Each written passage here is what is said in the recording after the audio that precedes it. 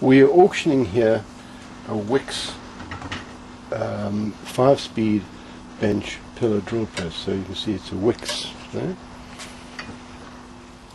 The drill press is at the present moment on what we call a lazy Susan, you know, the sort of thing you use on the table.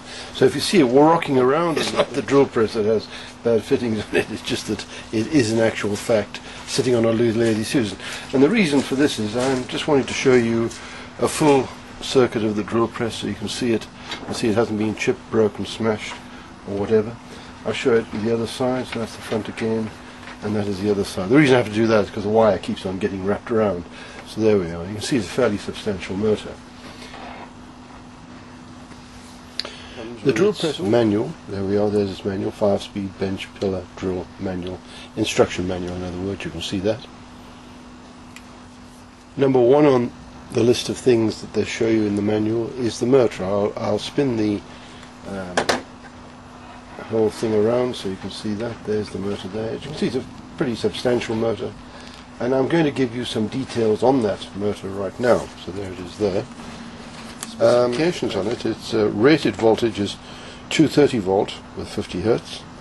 The rated input is 350 watts. The speed settings are 5. It has 5 speed settings. And I may as well show you those just in a second.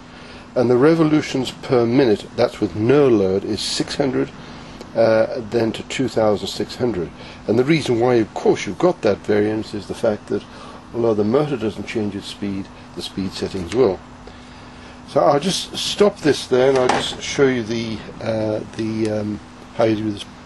On top of this here, there's normally a screw there. I'll remove the screw. You have got this set up here.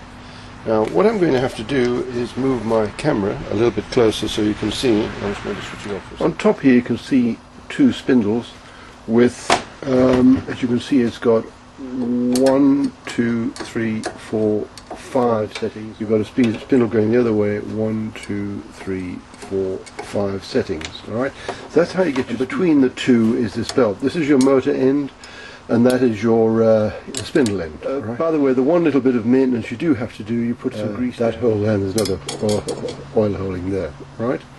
And so that's how you do your speed settings. Now to do this, if you look here, there's an adjustment here and you can undo that and then tighten it and push it out once you've set the speed setting. Then you just flip the one over and the other one over onto the higher one there. So it gets smaller on this side and higher on this side. So of course you're getting a faster speed out of this and less of a speed out of there. So until you get right to the top where a very big one on the motor in a very 2600 setting. Alright, so it's very easy to do this. Of course, it's something you don't change that often, you know, so certain type of work and you do it, but if you have to, it's very simple to do. And I'll just show you on the other side here. I'll spin it around on its axis. As you can see over here, I'll just point them out with my pointer here, big hinges, so that'll swing out and swing back in again to do those settings up top there. Whilst I'm on this side, I may as well show you. There's your on-off switch, that's your off switch. And that is your on switch. You see, off, and that's on.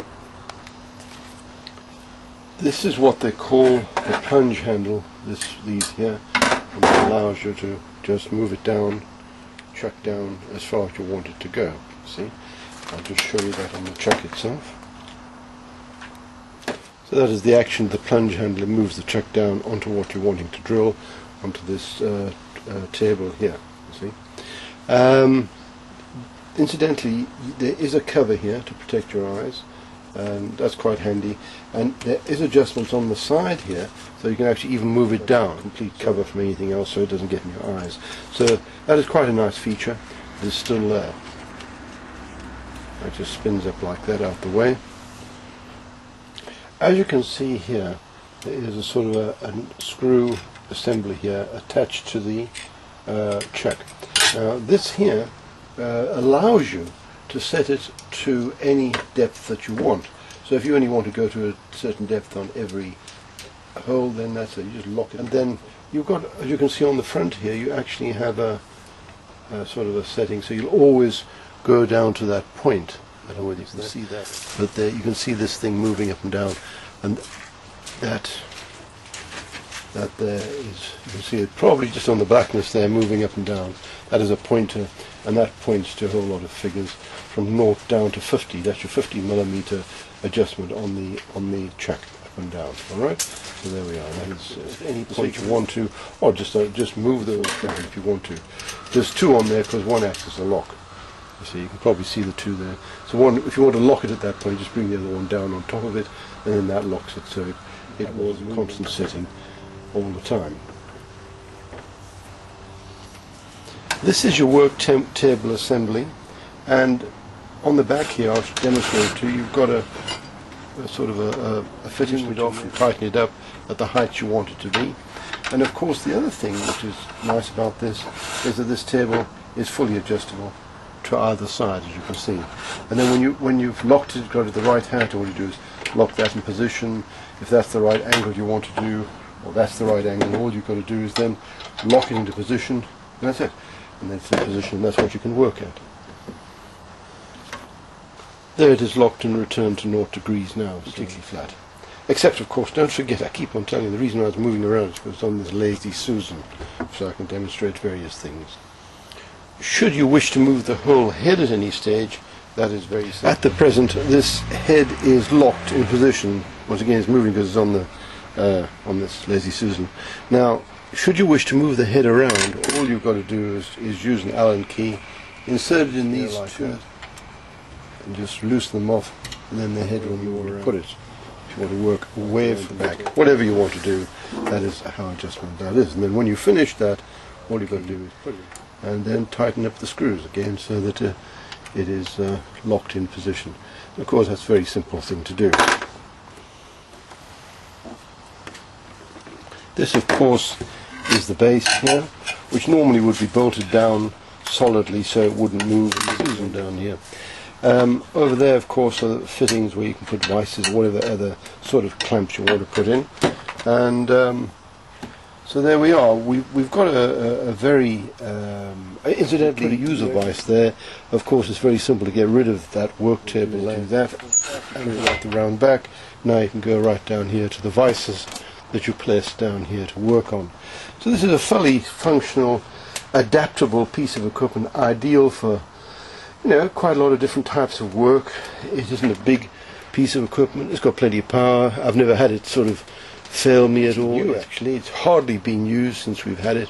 I got it for a certain application, and it drilled a few pieces of plastic, and there's some of the pieces that are still left in it. Actually, it's quite interesting. You can probably see the pieces of plastic here. That's all that's left of. So it's never really done any heavy work at all, and it is really virtually new. And if you want to, I wish you all the best of luck. Bid on it, and I think you'll find it a very pleasant piece of equipment to have.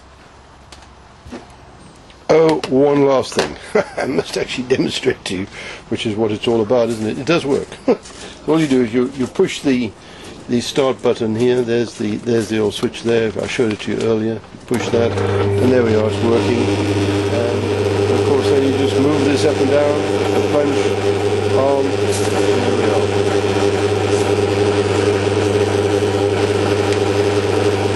Switch it off. Just push that button there.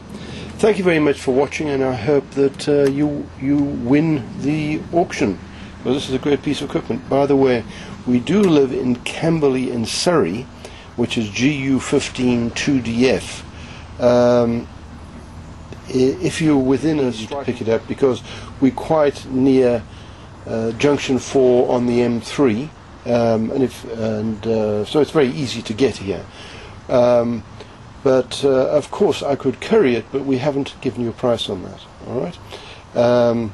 All you're doing here is bidding on the unit, transported by friends, yourself, or whatever. I think we'll have to negotiate that, because it is quite a heavy piece of equipment, because it's made a lot of steel and solid pieces of plate and big heavy motors, etc. And it's got to be, otherwise it's going to be too wimbly. So it is a solid piece of equipment. So all I'm just saying is that when you're bidding on that, bear those things in mind. Thank you once again for watching.